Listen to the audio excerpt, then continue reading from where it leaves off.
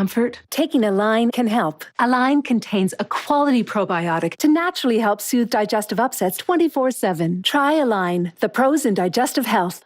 And join the Align Healthy Gut Team Up and learn what millions of Align users already know. How great a healthy gut can feel. Sign up at AlignProbiotics.com. Also try Align Dual Biotic Gummies to help support digestive health. Tomorrow, we're with Chris Pratt, his new role with brother-in-law Patrick Schwarzenegger. Plus, Matthew Morrison exited So You Think You Can Dance. But is JoJo Siwa next? Her surprising new gig. But before we go, I want you to check out the tiniest guest commentator. Happening now. There's still so many questions to be answered in the Uvalde school massacre. Now, State Senator Roland Gutierrez is hoping to get some of those answers by filing a lawsuit against the Department of Public Safety. Coming up, we'll speak with him. I am a trained physician. I need a patient in front of me to do my job. Where are the patients? A sad reality for doctors the day of the Uvalde school shooting. Why this doctor put down his stethoscope and picked up a pen at the end of that horrific day. A shift in our weather pattern is on the way, and it's likely to bring some lower temperatures and a shot at rain. News at 5 starts right now. At First at 5, almost a month has gone by since more than a dozen lives lost inside Robb Elementary. Yet, we still know very little about what actually went on in the moments after that gunfire first erupted. And that is exactly why State Senator Roland Gutierrez is filing a lawsuit against the Texas Department of Public Safety. He told our John Paul Barajas it's all in an effort to get the answers. John Paul joins us now live from Uvalde about what that senator had to say today. John Paul?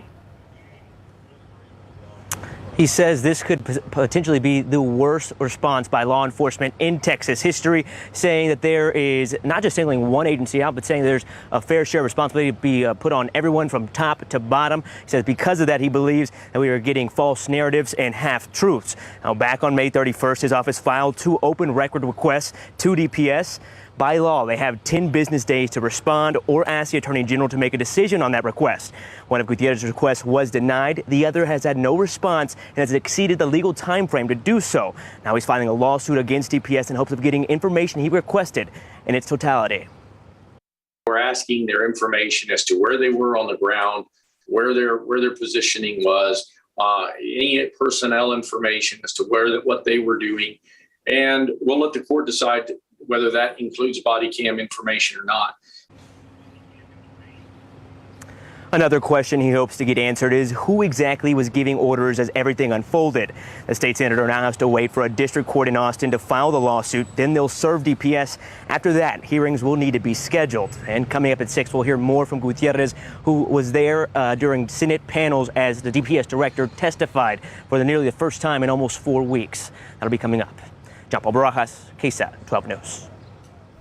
Thank you, John Paul. Her name is Amerie Jo Garza. She's one of the 19 students killed at Robb Elementary. And today, nearly a month after the massacre unfolded inside that Uvalde school, we're hearing from her father and grandmother about what the investigation has revealed and what it hasn't revealed thus far, and the questions they and so many others still have.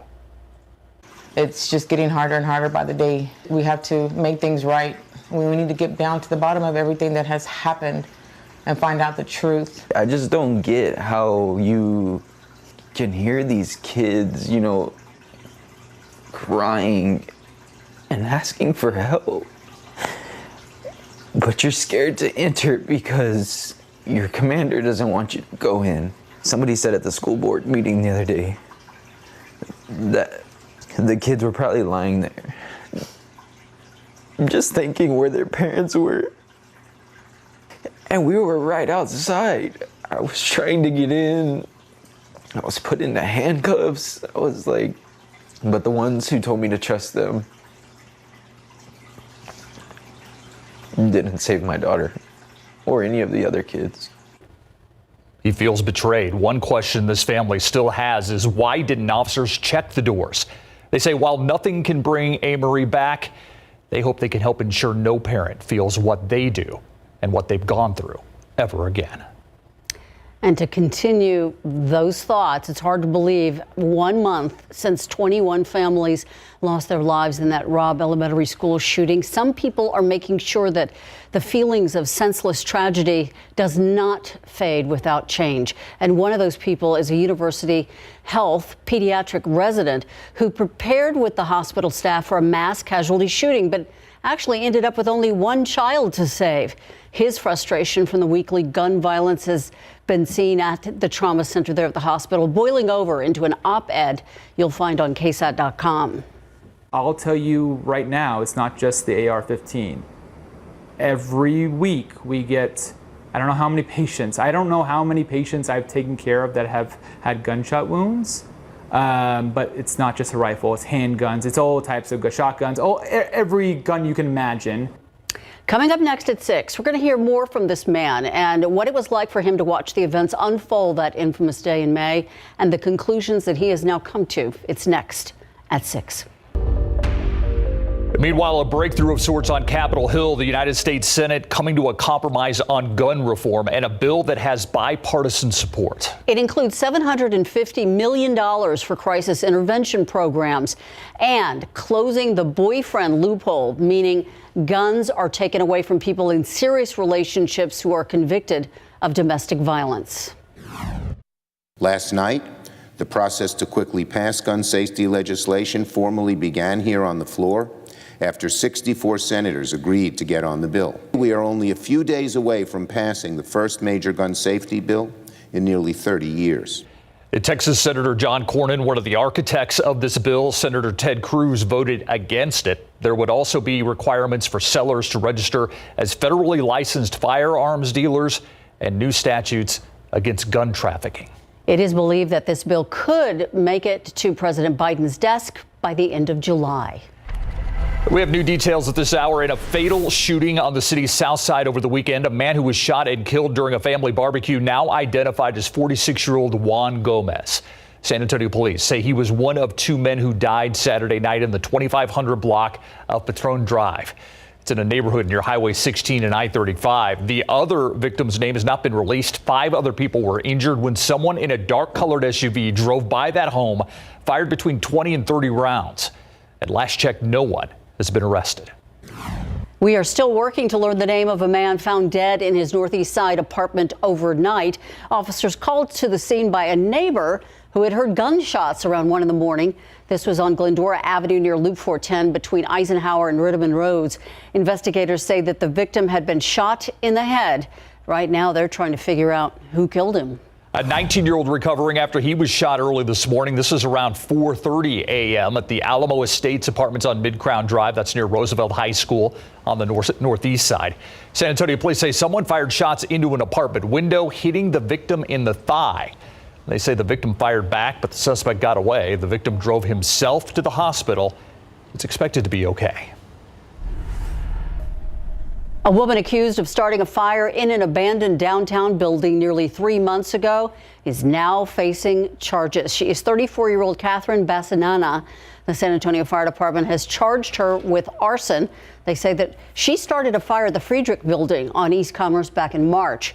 SAFD told us at the time those flames were quickly put out, and luckily no one was hurt. And this man, 37-year-old Cruz Rivas, also charged with arson, but his arrest is for a fire at a home on East Crockett and Mesquite Streets back on May 21st. The San Antonio Fire Department told us the home was abandoned, no one was inside, and no one was hurt. President Joe Biden officially backed a federal gas tax holiday today as Americans face soaring prices at the pump, but Republicans and some Democrats say there's actually no guarantee it's going to reduce prices. ABC News' Alexis Christoforous breaks it down for us. President Biden today trying to ease Americans' pain at the pump. Today I'm calling on Congress to suspend the federal gas tax for the next 90 days. By suspending the 18-cent federal gas tax, we can bring down the price of gas and give families just a little bit of relief. The president also calling on states and local governments to provide additional relief to consumers. I work paycheck to paycheck, so it's tough. it's tough. Every cent counts for sure. National average gas prices are currently $4.95 a gallon, just shy of record prices recorded last week. If Congress greenlights the federal gas tax holiday, it would save drivers an estimated $70 million a day, according to Gas Buddy. So if you drive a pickup truck, you might save about $5.52 a week, $2.94 for a full-size car, and a savings of $2.21 a week if it's a compact. But critics say a gas tax holiday would take money away from infrastructure, since the gas tax goes to pay for roads and bridges. According to the Wall Street Journal's latest poll of 53 leading economists, there is a 44% chance the U.S. will be in a recession within the next year. On Capitol Hill today, Federal Reserve Chair Jerome Powell acknowledged that steep rate hikes could tip the economy into recession. Certainly a possibility. It's not our intended outcome at all. Near record high gas prices won't stop many Americans from hitting the road this 4th of July. AAA estimates a record 42 million people will be taking road trips for the holiday weekend. Alexis Christoforous, ABC News, New York. We want to take you outside with your traffic authority cameras, and right here at I-35 at AT&T Parkway, you can see it's sort of slow going on your way out of town, but heading in, moving just fine. You know what stands out to me there in that shot? The brown grass. Yeah, I was right? thinking the same thing. Unfortunate. And we do have a few of those little 10% chance storms out there right now. Take a look at the little pop-up downpours. You have to look very closely. I'll zoom in on a few of them here, especially farther to the east, Moulton to Shiner, and just outside of Hallettsville. You look over the past 30 minutes, just a few rogue, little brief pop-up downpours, really agriculturally insignificant, unfortunately, just a tease more than anything, but you could also call it a bit of a morale boost. I do foresee better rain chances in the extended forecast. Right now, Floresville 100, Mico 99, 98 New Braunfels. So far today at the airport, 99 the high temperature. 10% chance through 8 o'clock. Otherwise, a clear night. We'll be down in the lower 80s by midnight, so warm and increasingly humid as well. We'll talk about that pattern shift, the weak cold front, what it does to temperatures, and time out those rain chances in a bit. All right, Adam, you talked about the brown lawn. Check this out. These are pictures that you're not used to seeing when you go to the Frio River at Garner State Park. These were taken by Susan Carruthers-Sneed. They show just how low the water level is there right now. The river, normally a popular spot this time of year for wading, tubing, kayaking. Right now, some spots are nothing more than just a few puddles. And today, the stream flow of the river was measured basically at zero flow. The normal reading about 60 cubic feet per second. Today, again, at 0.0. That is the lowest measurement in more than a decade. The Biden administration still working to bring more baby formula into the U.S., and now they are turning to Mexico for help. The administration says it will import about 16 million 8-ounce baby formula bottles from Mexico. This process will start this weekend with trucks contracted by the Department of Health and Human Services. They'll be driving in about 1 million pounds of Gerber Good Start gentle infant formula from a Nestle plant all the way to U.S. retailers. All right, we know gas prices are up, so are airline tickets. So if there's a way you could save a couple of bucks while booking your next trip, would you do it? Well, it turns out there is, and it doesn't take much effort. We're going to explain what you need to look out for when we come back. Stefania Jimenez here, joining you live from the KSAT 12 newsroom with a quick look at what we're working on for the news at 6. So there has been a lot of talk about school safety after the shooting at Robb Elementary. And a local company says that it has a product to make schools safer. It's a film. It makes windows bulletproof. You heard that right. RJ Mike Guest got a first-hand look at the demonstration and how that film actually works on glass. So we're going to have that story for you tonight at 6. Also, more people experiencing homelessness are going into shelters where they can be connected to long-term resources, but they need something first. Camelia Juarez is going to tell us how homeless outreach teams are paving the way for a more permanent living situation. Also, this was day one of the Eric Trevino capital murder trial. That man accused of killing a 3-year-old boy in 2017. Our Erika Hernandez was in court for opening arguments, and she's going to share details about the case and why the state says that the jury is a hard one, says that the case is a hard one to hear. We're going to have all that and a lot more for you tonight on the news at 6. See you then. Thank you, Stephania. Well, if you're planning summer or even fall vacations, you may be looking for a great deal on airfare. And just when you think you found it, boom, you realize the price does not include a bunch of extra fees. 12 on your side's Marilyn Moritz has some ways to avoid all that.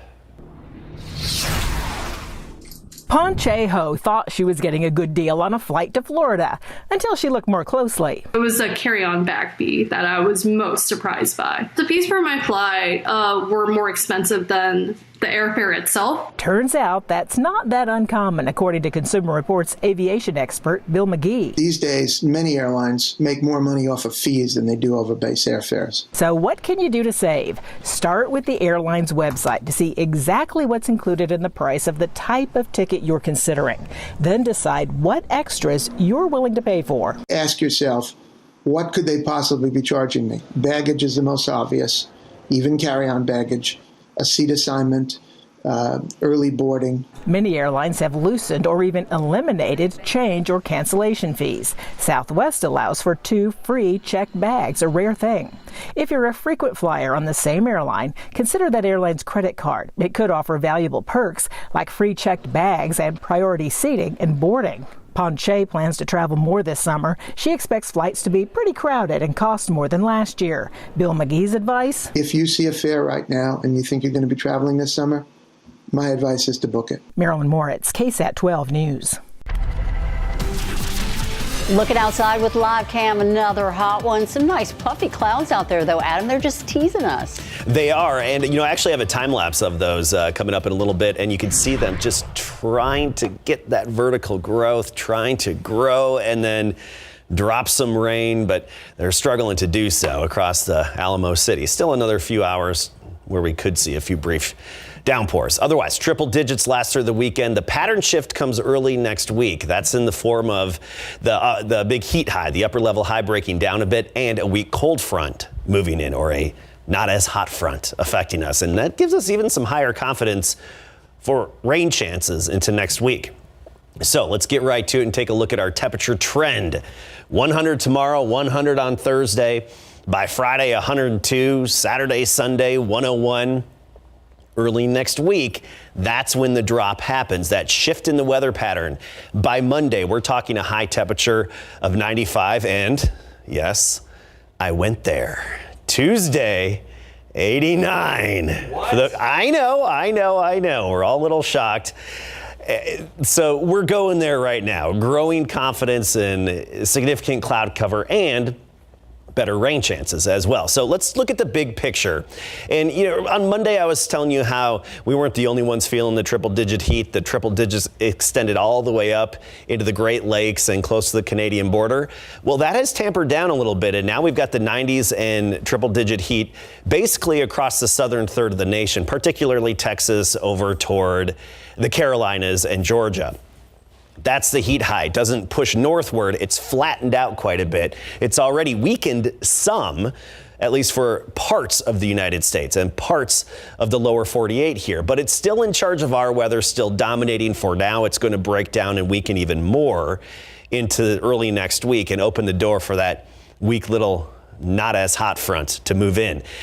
But you look on the periphery of the upper level high, that's where we have the moisture stream, monsoonal moisture actually. Four Corners, Desert Southwest, sometimes clips West Texas, that's where the activity is. We're going to fast forward a bit. This is Monday, 7 a.m. Cold front starts to drop in. By the afternoon, we could kickstart a few showers and thunderstorms. Not everybody's going to see it. Okay, we're not that confident in the rain, but at least there's a glimmer of hope, especially Monday night and on into Tuesday, of even more numerous showers and thunderstorms, maybe some downpours as well. Right now, it doesn't even look like anything severe. That's the nice thing. So 0% chance tomorrow through the weekend. By Monday, 30%. And we bumped it up to 40% for Tuesday, putting us in the scattered category. So the most numerous showers should be coming on Tuesday of next week. And there is some hope for even seeing a little bit of activity on Wednesday, but we need a few more things to come together. There are those cumulus clouds, cumulus congestus that are popping up and just trying to get that vertical growth, but having a hard time doing it. 97 now, dew point is 62, so it feels like we're 1 degree warmer than the air temperature. The hot spot now on the map, Cotulla, 103. Kerrville, meanwhile, 94. 97, Port SA, Divine, 102. Here's your KSAT 12-hour forecast. 76 tomorrow, wall-to-wall sunshine all day. By the noon hour, 92 degrees. And then right near the century mark into the afternoon. And we did talk about that temperature drop and little increase in uptick in rain chances next week. Focusing on Tuesday. Yes, that's amazing. Thank you, Adam. All right, the pick is far from in, but some rumors surrounding the Spurs. Yeah, will you keep all the picks you have in that first round? Will you trade some to move up? Brian Wright is the general manager. The question is, will he make the right call? When we come back, we'll get you ready for the draft tomorrow night and the match we have been waiting to see for SAFC coming up. Spurs will have 3 first-round draft picks in the 2022 NBA draft, which will be held tomorrow in Brooklyn, the most important draft in Spurs franchise history since the Silver and Black selected Tim Duncan, the #1 overall pick in 1997. After 5 NBA championships, it turns out it worked out pretty well. Now the Spurs find themselves in rebuilding years after missing the playoffs for the franchise record 3rd straight year. As a result, the Spurs were rewarded the 9th overall pick in the lottery, but before that, 2 trades also got them in the first round. Thaddeus Young to Toronto for the 20th overall pick and the 25th from Boston for Derek White on that trade deadline day deal. Now the pressure is on Spurs general manager Brian Wright, who makes the call. We can add size, we can add guards, we have to continue to build this out. And, we've always taken the approach of best available player. And if the best available player is a guard, we have no issue taking that person. And then, you figure things out. So that's how we've always approached it, and we'll continue to approach the draft. All happens tomorrow night live right here on KSAT 12 starting at 7 p.m. Pro football coverage, powered by Davis Law Firm. After refusing to testify voluntarily before the U.S. House Oversight Committee investigating the toxic workplace environment of the Washington Commanders, the chairwoman of that committee says she will subpoena owner Daniel Snyder. That's after the committee released a 29-page memo today that claims Snyder conducted a shadow investigation into the allegations and worked with the NFL to bury the findings of an official investigation. The much-anticipated showdown between the top 2 teams in the United Soccer League's Western Conference standings will take place this Friday night. That's when San Antonio FC travels to Colorado Springs to face the Switchbacks to decide who takes over that top spot. Right now, the Switchbacks own that distinction following their win this past week against Indy 11, 4-3, while San Antonio FC played Oakland Roots to a 1-1 draw at Toyota Field to drop them to 2nd overall. Much anticipated since their first planned meeting last May had to be postponed after a number of COVID cases hit SAFC. It's huge. I think I was talking to some of the guys, and last year we were at our best when we started fast and we got the first goal. So I think that's something that we really need to get back to and start focusing on is the sharp and fast starts to the games, and then see how it goes from there. The reason they are in first in our conference now, how hard it's going to be the game, and we're trying to prepare ourselves as better as we can to do a good game over there. And they've been well on the road here. The match is scheduled for 9 p.m. San Antonio time on Friday. Coming up at 6 o'clock, we'll take you live to Brooklyn to get you ready for the NBA draft. And do the Aggies survive another round in the College World Series? Got that for you coming up at 6. All right. Thank you, Greg. Got it. And we'll be right back. Wall-to-wall sunshine tomorrow, 76 in the morning at 7 a.m., then back up right near 100 for the high temperature. I guess no surprise there, but you get farther south of town, even warmer. Carrizo Springs, 103. Cotulla, 106 tomorrow. Even Elmendorf, about 101. Changes next week. Thanks, Adam, and thanks for watching the News at 5 with us. World News up next. See you at 6.